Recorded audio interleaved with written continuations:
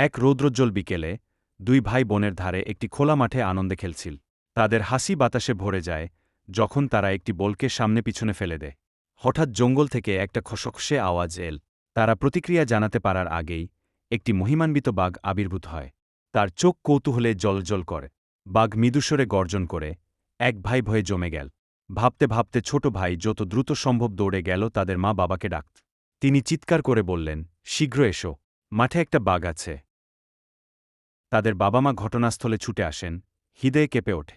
কিন্তু সেখানে এসে তারা অবাক হয়ে গেল।